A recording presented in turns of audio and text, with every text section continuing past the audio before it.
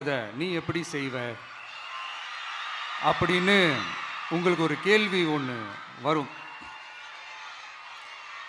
அது சிம்பிளாக ஒன்று சொல்கிறேன். இப்போ தான் ரீசெண்டாக அதை பற்றி நான் முழுமையாக ஒன்று தெரிஞ்சுக்கிட்டேன். நம்ம மாநிலத்துக்கான மொத்த பட்ஜெட் வந்து 4.39 லட்ச கோடிகள். அதில் 30% ஸ்டாலின் சார் டாக்ஸுக்கு போகுது. இது என்னடா புது டாக்ஸ்ன்னு கேட்குறீங்களா? ஆமாம், இந்த பட்ஜெட்லேருந்து ஒதுக்குற நிதியில் 20% ஸ்டாலின் சாருக்கு போகுது. அதில் 10% அவங்க மந்திரிங்களுக்கு போகுது. மொத்தமாக 30% ஆச்சா? கவர்மெண்ட்டுக்கு தான் வரி கொடுப்பாங்க. ஆனால் கவர்மெண்ட்டே ஒருத்தவங்களுக்கு வரி கொடுக்குதுன்னா அதுக்கு பேர் ஸ்டாலின் சார் டாக்ஸ் தானே. இதை விட நாகரிகமாக நீங்கள் அடிக்கிற கொள்ளையும் நீங்கள் அடிக்கிற ஊழலையும் சொல்ல முடியாது.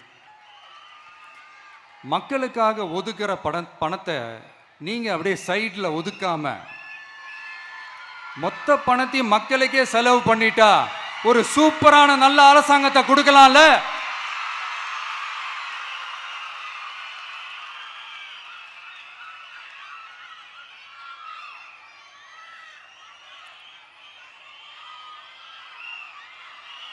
இப்படிலாம்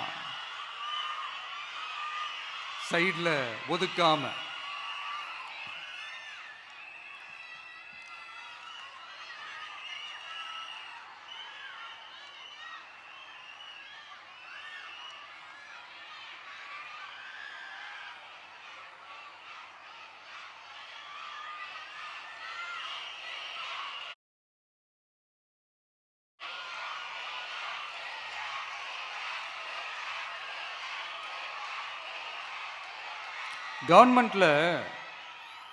கவர்மெண்ட்டில் காசு இல்லை அப்படின்னு சொல்கிறாங்க.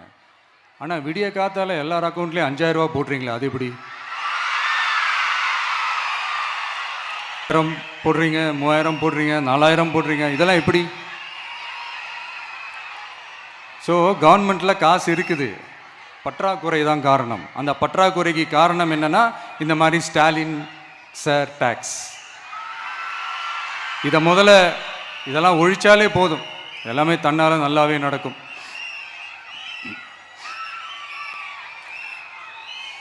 அப்புறம் ரீசண்டாக இருக்கிற நிறைய பிரச்சனைகளில் சில பிரச்சனைகள்லாம் ஓடிட்டு இருக்கு இல்லையா? அதெல்லாம் நீங்கள் அதுக்கு போராடி